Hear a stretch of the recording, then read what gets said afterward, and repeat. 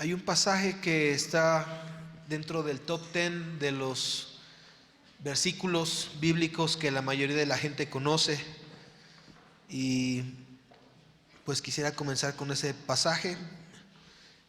Jeremías 33:3. Seguramente ni siquiera tendrás que buscarlo para saber lo que está escrito ahí, ¿verdad? Clama a mí y yo te responderé, y te enseñaré cosas grandes y ocultas que tú no conoces. Otro versículo que está también en el top 10 de los versículos que la gente cristiana conoce, Filipenses 4:13. De hecho, hay un basquetbolista que ha ganado el premio al mejor jugador del año o al jugador más importante en la NBA, Stephen Curry.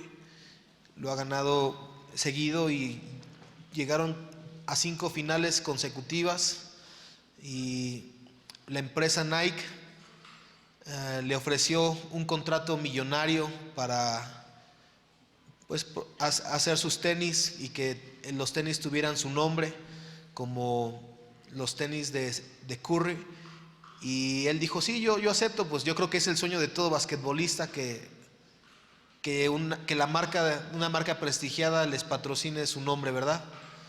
Pero como los tenis Jordan.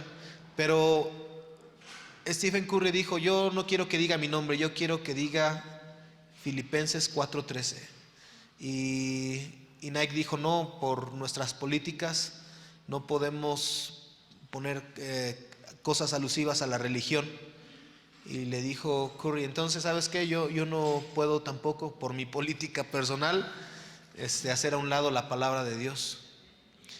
Y Under Armour, que es otra empresa de calzado deportivo y de ropa deportiva, se acercó y pues ellos dijeron, no, pues a nosotros no nos importa, si quieres le ponemos lo que tú quieras, pero firma el contrato con nosotros. Y ellos Curry aceptó. Under Armour firmó un contrato millonario, y los tenis y la ropa de Curry lleva el versículo Filipenses 4:13 como el mensaje de su vida. Él se esforzó mucho para poder ser el mejor basquetbolista de cada año, y no habían Nike nunca había siempre tenía como el récord de ventas cada año sobre sus competidores, sobre Adidas y sobre Reebok, Under Armour y otras. Y ese año y los siguientes, los tenis más vendidos en Estados Unidos fueron los tenis de Stephen Curry, y todo porque él le dio el honor a Dios. Entonces este pasaje está aquí y lo sabemos de memoria. Hasta si lo quitara a Hugo, seguramente tú sabes lo que dice, ¿no? Todo lo puedo. Y pudieran parecer mensajes que te motivan, que te ayudan, que te levantan, sobre todo en momentos de adversidad. Y francamente para eso fue escrito. Pero regresemos por favor al pasaje de Jeremías 33 y vamos a leer el versículo 1, porque es importantísimo conocer el contexto a través del cual fue escrito este mensaje para tu vida. Vino palabra de Jehová a Jeremías la segunda vez, estando él aún preso en el patio de la cárcel. Entonces, la condición de la situación de Jeremías, pues era una condición de prisión y de cárcel. Y en este momento tan adverso de su vida, la palabra de Dios viene a su corazón, no solamente para darle ánimo y levantarlo, sino para poder dar un mensaje y una palabra a un pueblo que había sido esclavizado en ese momento. Las prisiones para Jeremías representó una prisión física. En la vida de las personas que, pues en este contexto social que vivimos, pudiera parecer que pues no estoy pasando una prisión física, pero las situaciones que atravieso, la adversidad que atravieso o la tormenta que atravieso, pues pudiera parecer también en el corazón que es similar a la angustia, a la dificultad que una prisión produce. El mensaje, toda la carta a los filipenses está escrito precisamente dentro de una prisión.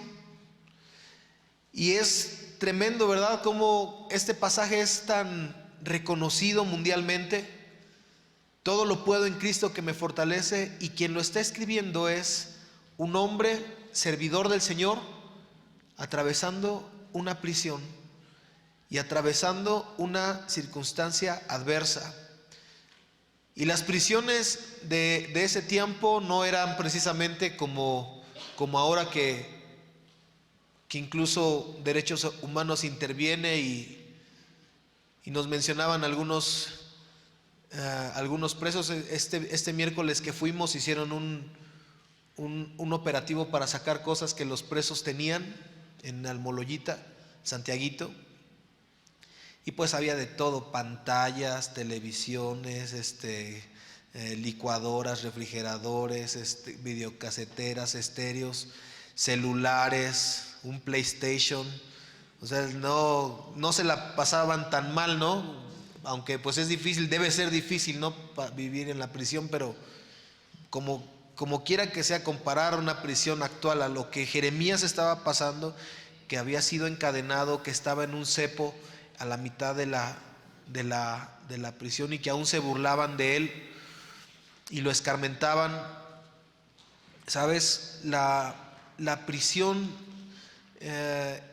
fue el momento a través del cual Dios habló al corazón de Jeremías para darle una palabra de esperanza. Y también fue la prisión a través de la cual un hombre, el apóstol Pablo, le escribe a la iglesia de los filipenses mensajes tan importantes, y les hace saber que aún desde una condición de adversidad, o una condición de aflicción, o una condición de sufrimiento, se le puede entregar a Dios el honor, y se le puede entregar a Dios la gloria. Se puede estar confiado, se puede estar gozoso, se puede estar en paz. Y me gustaría pedirles por favor que podamos abrir la Biblia en Filipenses capítulo 1,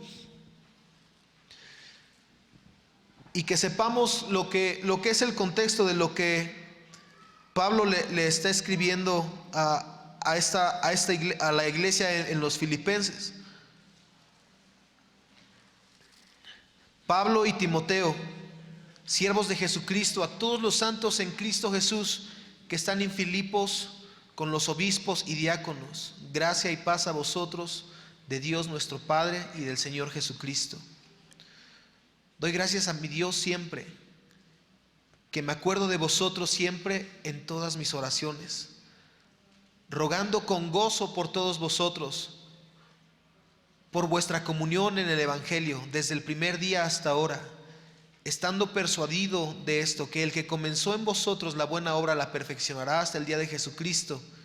Como me es justo sentir esto de todos vosotros, por cuanto os tengo en el corazón, y en mis prisiones y en la defensa y confirmación del Evangelio, todos sois participantes conmigo de la gracia, porque Dios me es testigo de cómo os amo a todos vosotros con el entrañable amor de Jesucristo. Y esto pido en oración, que vuestro amor abunde aún más y más en ciencia y en todo conocimiento, para que aprobéis lo mejor, a fin de que seáis sinceros e irreprensibles para el día de Cristo, llenos de frutos de justicia, que son por medio de Jesucristo para la gloria y alabanza de Dios. Entonces Pablo en esta prisión no se está enfocando en su propia situación, sino con gozo, especifica el pasaje, está orando e intercediendo por los hermanos a los cuales les había llegado el Evangelio. Y sigue leyendo y dice: quiero que sepáis, hermanos, que las cosas que me han sucedido han redundado más bien para el progreso del Evangelio. Entonces, Pablo está diciendo estas palabras para poder tranquilizar a los hermanos que están intercediendo por la situación de prisión de Pablo. Los filipenses fueron una congregación muy generosa. Pablo, que había establecido diferentes congregaciones en Asia, él reconoce a los filipenses porque fue una congregación que se preocupó por él y que enviaba de su generosidad para el sostenimiento de su vida. Y esta iglesia estaba muy preocupada, pero Pablo les dice: todas estas cosas que me han sucedido han redundado más bien para el progreso del Evangelio.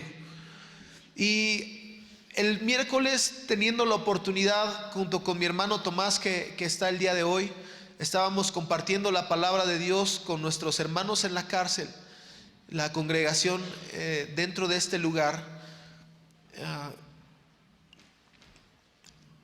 El mensaje era claro y era centrado en hacerles saber que mientras había la puerta del pecado abierta, la puerta del corazón a través del pecado abierta en la vida de estos hombres en la prisión, el diablo se enseñoreó de ellos, y el diablo disfrutó en el momento en el que ellos entraron esposados por la puerta de esa prisión, y con un miedo, con una inseguridad de lo que habría de pasar, de qué pasaría con sus familias, de qué pasaría con sus hijos, y aún qué pasaría con ellos mismos.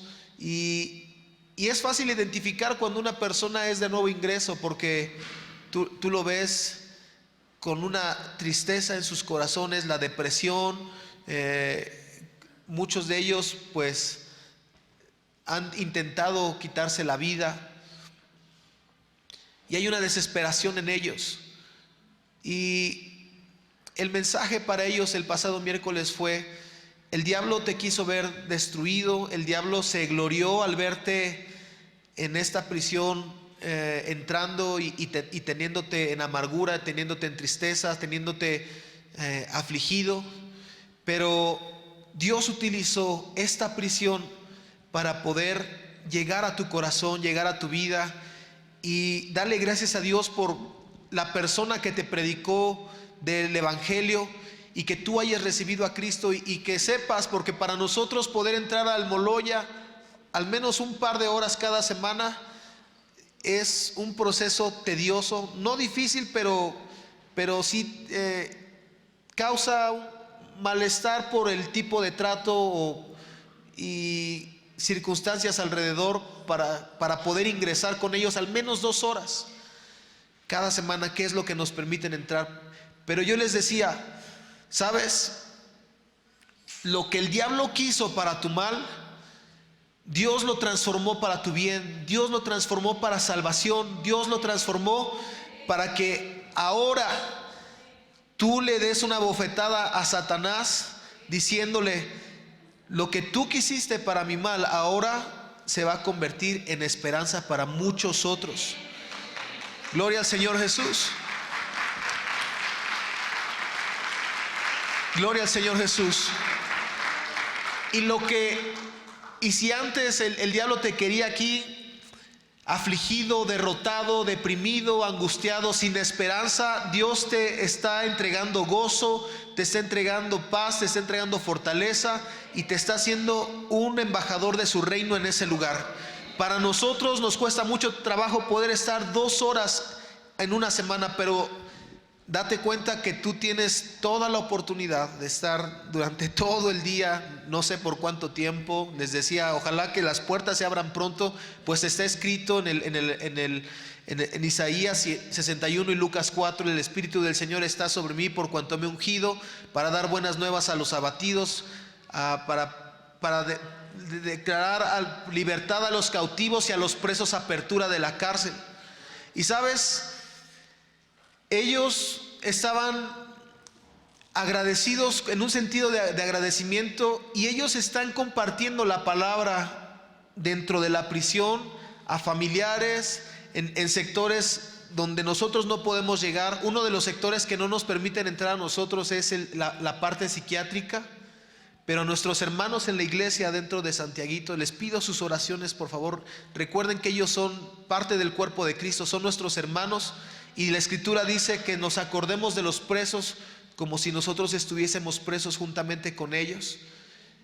Y ellos entran a la parte psiquiátrica donde nosotros no podemos entrar, pero lo que Satanás quiso para su mal, Dios lo está transformando para bien en ese tipo de lugares. Y no sé cuál sea tu aflicción, no sé cuál sea la prisión por la cual Satanás quiso humillarte, quiso angustiarte. Muchas veces tiene que ver con puertas que nosotros abrimos a través del pecado, cuando mentimos, cuando robamos, cuando transgredimos, cuando ofendemos, cuando lastimamos. Pero otras ocasiones no tiene que ver directamente con tu persona, así como Job, el justo Job. Ezequiel 14 dice la palabra, si mal no recuerdo está 14:15, pero dice que si la tierra fuera destruida, ya sea por espada, por llama o por hambre, entonces, y toda la humanidad tuviera que ser destruido por fieras, solamente 3 hombres vivirían en la humanidad, ellos y sus familias, únicamente 3 varones. Y estos 3 varones son Job, José y Daniel. Esos 3 hombres por su justicia. Job no era un hombre injusto, él no propició su condición. El día de ayer con los jóvenes, dice el mensaje que se dio ayer fue sobre Mefiboset. Y Mefiboset, cuando él era bebé, su nodriza salió corriendo porque estaban escapando de la muerte, y se tropezó, y cuando cayó el bebé, yo creo se quebró la columna o se lastimó parte de su espalda, pero él quedó lisiado de por vida. Y cuando Mefiboset crece, pues él crece en esta condición. No fue culpa de Mefiboset. Y hay situaciones que la gente vive por abandonos de papá o mamá, por transgresiones de familiares, por un esposo que sin conocer a Cristo trató mal a su mujer, o una mujer, conocemos casos en Santiaguito con las mujeres que atendemos, donde hay niñitas que su mamá los abandonó. Y sabes, no es culpa de ellos el abandono de una mamá, no es culpa de ellos el abandono de un esposo.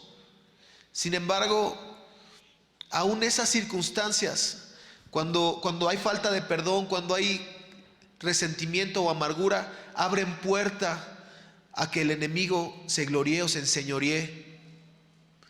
Hay puertas a la enfermedad generacionales, y a veces uno no se explica o no puede comprender.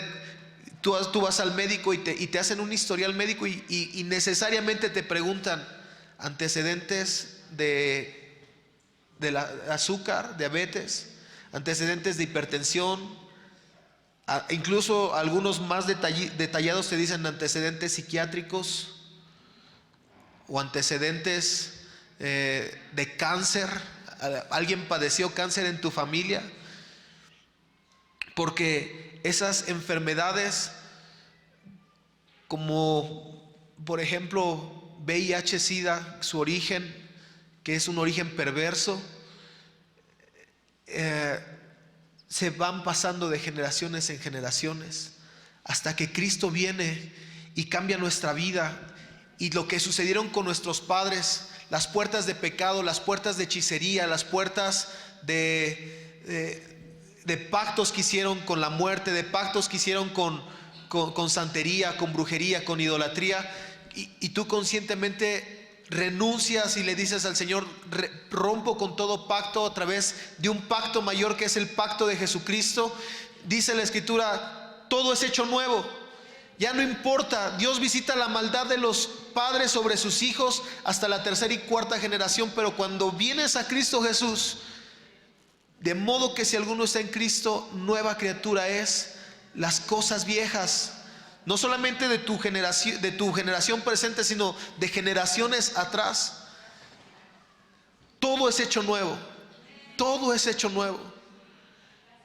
Y es sorprendente porque lo que el enemigo quiso para tu mal, ya sea que tú conscientemente abriste una puerta, o que tus padres conscientemente abrieron una puerta, o amigos o familiares cerca de ti abrieron puertas, te transgredieron, aún líderes dentro de la congregación, dentro de la iglesia, que han fallado, y que la gente termina como ovejas sin pastor en el mundo, heridos, lastimados.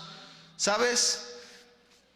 El mensaje de cuando tú lees todo Mateo 18, hay una parte, la parte central de Mateo 18 tiene que ver con la ofensa y con el perdón de la ofensa. Ahí está la parábola de los dos deudores, pero también hay un pasaje que tiene que ver con una parábola de la oveja perdida. Y muchas veces utilizamos esta enseñanza para poder evangelizar y decirle a la gente que no conoce a Cristo: bueno, Dios dejó las 99 para buscarte a ti, le damos ese sentido para pues compartir la palabra de Dios. Pero el contexto de este capítulo 18, que tiene que ver con la ofensa y el perdón, es que la que se perdió ya era oveja, ya era parte del rebaño. Y así hay muchas personas que conocieron a Cristo. No te imaginas la cantidad de gente que está en la prisión y que ellos son muy sensibles, yo creo son de los más sensibles a recibir la palabra. Las personas que, siendo libres, eran cristianos o son cristianos que se apartaron del camino. Hijos de pastores, hijos de líderes en congregaciones, muchísimos. Hay incluso hijos de pastores que se dicen ser pastores y que están en abandono. Es algo sorprendente. Y ellos son los más sensibles porque se acercan a la palabra como al principio, como con un remordimiento de decir: ¿podré acercarme cuando le di la espalda a Dios? ¿Y sabes qué es lo hermoso de Dios? Que su gracia es multiforme. Su gracia es mucho mayor que cualquier pecado que tú y yo podamos cometer, a excepción de lo que dice Mateo 12, el ofender o el transgredir al Espíritu Santo, porque ese pecado no tiene perdón, dice Mateo 12. Pero todos los demás, hemos visto gente que ha asesinado, que ha violado, que ha secuestrado, que ha robado, que al entregarle su corazón a Cristo Jesús, Dios lo transforma por completo. Y yo te estoy hablando de gente que en lo físico Dios ha transformado las cosas, pero tal vez no sea tu condición física el día de hoy una prisión, pero sí pudiera ser una condición del corazón en la cual el diablo ha querido enseñorearse y te ha querido ver deprimido, te ha querido ver triste, enfermo, se ha querido gloriar en esas situaciones. Pero cuando tú le das la gloria a Dios, cuando tú le alabas en medio de esas circunstancias, algo poderoso sucede, que Dios te empieza a brindar de aquellas cosas que en lo físico o en lo material, en lo terrenal, es complicado acceder. Por ejemplo, la paz, el gozo, la esperanza. Puedes orar por alguien más a pesar de lo que tú estás viviendo, y a veces dice, pero ¿cómo voy a orar si mejor ore usted por mí? Y sabes, dice la palabra, si seguimos leyendo, versículo 12: quiero que sepáis, hermanos, que las cosas que me han sucedido han redundado para bien, para el progreso del evangelio. Haz esta confesión de fe conmigo: las cosas que me han sucedido, las cosas que me suceden y aún las que sucederán, redundarán para bien, para el progreso del reino. Y tú y el Señor sabes de qué estás hablando. ¿Sabes? El Señor Jesús dijo, en el mundo tendrán aflicciones, pero no tengan temor, porque yo ya he vencido al mundo. A veces quisiéramos pensar que venir al Evangelio es similar o es sinónimo de ya no voy a tener problemas. Los problemas se acabaron cuando recibes a Cristo Jesús.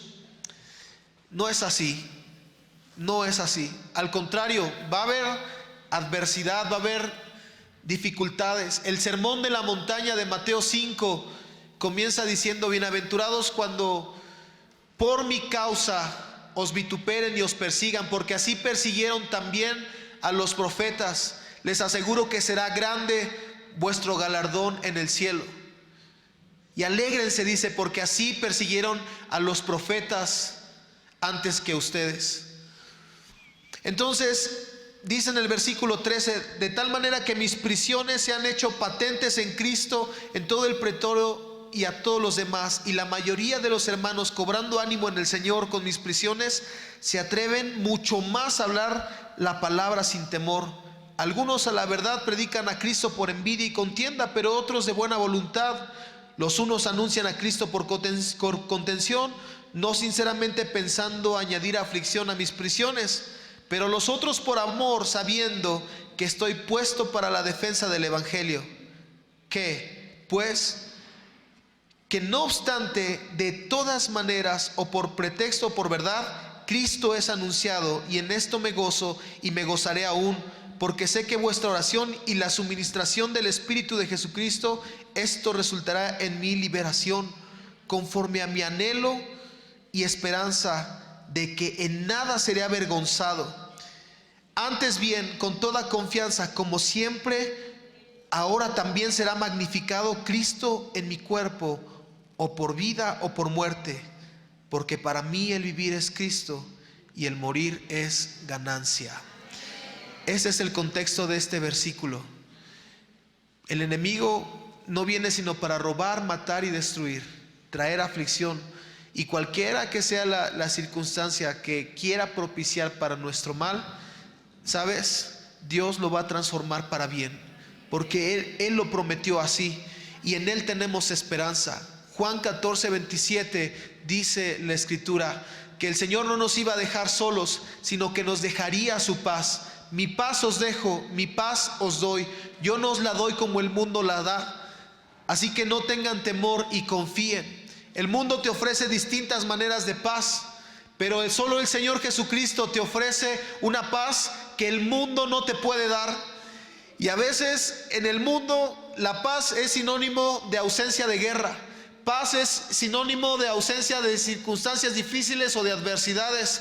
Pero para Dios la paz no es esto. Para Dios la paz es algo que proviene de su espíritu dentro de tu corazón. De tal manera que tú estés atravesando la temporada difícil, estés atravesando tormentas, estés atravesando tribulación, pero la paz no proviene de las circunstancias hacia adentro. La paz proviene del Espíritu Santo de adentro hacia afuera. Y una palabra que me llenó de mucho gozo y esperanza en un momento difícil de mi vida fue saber que tanto en lo natural como en lo espiritual ninguna tormenta es eterna. Ninguna tormenta es permanente. Ninguna. Tal vez comienza un ciclón, una temporada de huracanes y vienen, pero pasarán los días y esa tormenta se acabará. Y en lo espiritual es lo mismo. Dice la palabra en Romanos 14:8 que para Cristo vivimos, pero también para Cristo morimos. Dice, pues si vivimos para el Señor vivimos, y si morimos para el Señor morimos. Y sabes, en este contexto esto era literal, porque estaban siendo perseguidos. Pero dice, así pues, sea que vivamos o que muramos, del Señor somos. En esta misma carta que Pablo le escribe a los filipenses, Pablo le escribe a la iglesia y les dice en el capítulo 3, vamos a leerlo por favor, Filipenses capítulo 3 del versículo 1 al 7.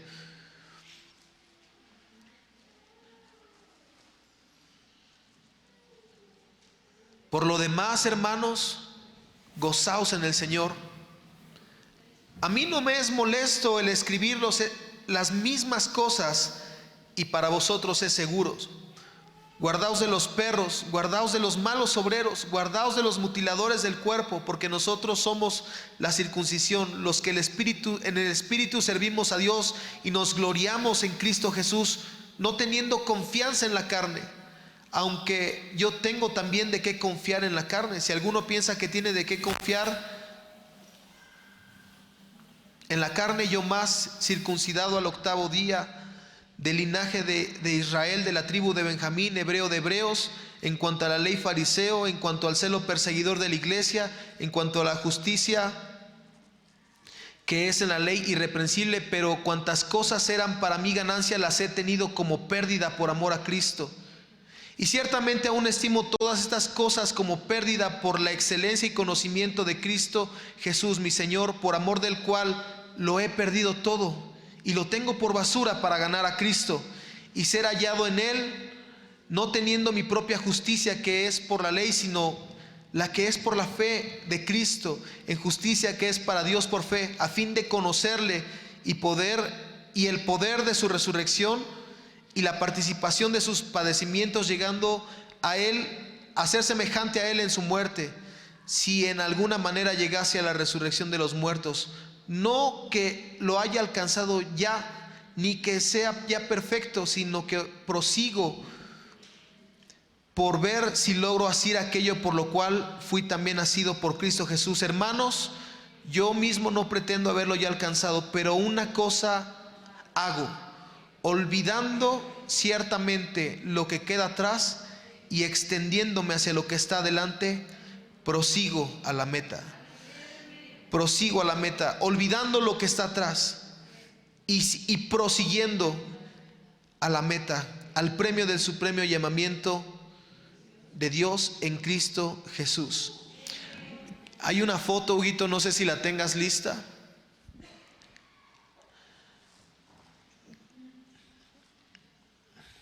Hermanos, en enero surgió toda la situación de coronavirus y pues incluso hubo muchos memes acerca de esto, ¿no? Que si el coronavirus lo asociaban con la marca de cerveza y que ya le había pegado a los mexicanos y pasaban gente tomando y mucha risa y pasó de moda, ¿no? lo que había pasado. Pero sabes, es una situación muy alarmante lo que está sucediendo en la nación de China. Ya salió de control el gobierno comunista. Tú puedes ver los videos porque se han filtrado, la mayoría de ellos los han borrado, pero muchos se han filtrado, cómo los hospitales están abarrotados, la gente se está muriendo en las calles y el gobierno ha optado, y es terrible, El gobierno ha optado por, sale la milicia con sus armas largas y están entrando a las casas donde están en cuarentena la gente que tiene este virus y los están ejecutando. Su propio gobierno los está matando. Y se escuchan los disparos en la ciudad, cómo la gente está muriendo. Y quien tú ves en la foto es el doctor, es un doctor cristiano, de hecho, fue un doctor cristiano, el que identificó los primeros casos en la ciudad de Wuhan, identificó los primeros casos y él mandó los mensajes, mandó los comunicados y escribió cartas advirtiendo a sus colegas en toda la nación que había un tipo de virus como el SARS, que son las siglas de un síndrome respiratorio agudo. Y él no sabía que era un nuevo virus, él solamente decía es otro nuevo brote de una epidemia y el gobierno lo censuró, lo mandó callar, lo amenazó y él siguió trabajando, atendiendo a la gente con este virus hasta que finalmente se contagió y recientemente falleció. Él fue el que descubrió este virus y él describió una carta. De hecho, ahorita los hospitales en Wuhan todos están abarrotados, ya no hay material suficiente ni enfermeros. Cubren los 3 turnos para poder atender a la gente. La gente está cansada, deprimida y si tú ves las escenas es triste porque todas las enfermeras, los doctores están llorando porque es terrible lo que está pasando ahí. Y hay una carta, quisiera leerlo para terminar, lo que este doctor escribió al final de su vida. Le escribió una carta a su familia. Tal vez me tarde un poquito en leerlo porque está en inglés.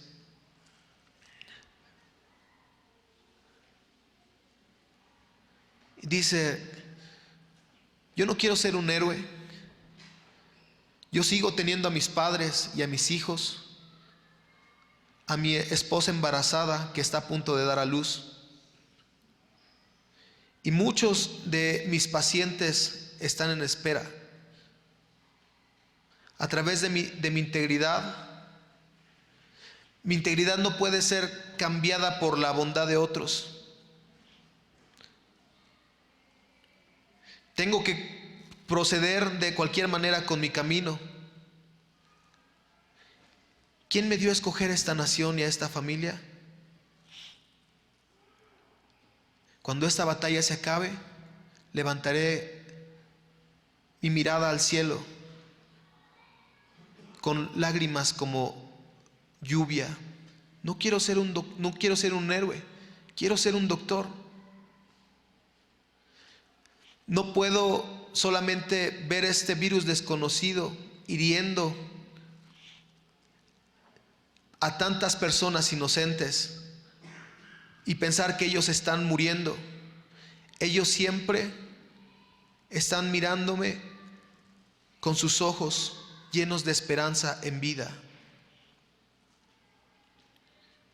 Yo ya estoy por irme. Y termina diciendo: adiós, mis queridos, y menciona los nombres de su familia. Siempre recordarán que traté de hacer las cosas con verdad, refiriéndose a que él trató de comunicarle al gobierno y a los doctores con verdad, lo más posible, con esperanza. Después de este desastre, ustedes comprenderán lo que significa ser justo. No solamente buenas personas, no solamente las buenas personas tendrán que sufrir al final de este temor y tristeza. He peleado la buena batalla, he terminado mi carrera y he mantenido la fe. Y ahora hay una corona de justicia preparada para mí. Segunda de Timoteo 4:7. Y él, aún a pesar del sufrimiento que estuvo pasando, encontró la fuerza para seguir ayudando a gente que estaba pasando por esta situación. China necesita, no solo China, ya esto ya se está propagando por muchas naciones, necesitan nuestras oraciones. Que Dios consuele a quienes han perdido un familiar, que Dios les dé esperanza a los que están enfermos y que una cura pronto se pueda encontrar para esta situación. Pero regresando a nuestro contexto, si un doctor cristiano dentro de su enfermedad le puede dar un mensaje de esperanza y de paz a su familia, a la gente a su alrededor, y esforzarse por ayudar al bien, no solamente es por un sentir de buena persona, sino por lo que el Espíritu de Dios puso en su corazón poder hacer. No me imagino las situaciones por las cuales has tenido que atravesar, no las puedo imaginar. Dios las conoce, por supuesto. Dios sabe lo que tú has pasado, o estás pasando, o incluso pasarás. Pero tú debes saber algo, que el amor de Dios para tu vida permanece, y dice la palabra, y con este versículo quiero terminar, en Romanos, en el capítulo 8, versículo 35. ¿Quién nos separará del amor de Cristo? ¿La tribulación? ¿La angustia? ¿La persecución? ¿El hambre o desnudez? ¿O el peligro o la espada? Como está escrito, por causa de ti somos muertos todo el tiempo, somos contados como ovejas de matadero. Antes, en todas estas cosas somos más que vencedores por medio de aquel que nos amó. En todas estas cosas, yo no sé si tú estés atravesando persecución en tu familia, en tu trabajo, o con familiares o amigos, por causa de que has recibido a Cristo en tu corazón. O no sé si estés pasando por un proceso de salud en tu vida, o estés pasando por algún proceso de separación con algún familiar o alguien cerca de ti. Pero sabes, dice la palabra, que en todas estas cosas, a través de Cristo Jesús, tú eres más que vencedor. No solamente es decir soy más que vencedor, sino es decir soy más que vencedor por medio de Cristo Jesús. Por lo cual estoy seguro. Vamos a leerlo juntos. Si gustas ponerte de pie, por favor.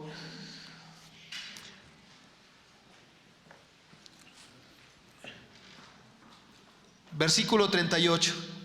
Juntos. Por lo cual estoy seguro de que ni la vida, ni la muerte, ni la vida, ni ángeles, ni principados, ni potestades, ni lo presente, ni lo porvenir, ni lo alto, ni lo profundo, ni ninguna otra cosa creada nos podrá separar del amor de Dios que es en Cristo Jesús, Señor nuestro. Dale un fuerte aplauso al Señor. Vamos a agradecerle a Dios. Gracias, Dios, porque en toda circunstancia tú estás con nosotros. Gracias, Dios, porque al igual que estuviste con Pablo en aquel naufragio, Señor, tú no lo dejaste, y tú hiciste que toda esa circunstancia de naufragio fuera para bien, y que en esa isla de Malta gente te conociera, Señor.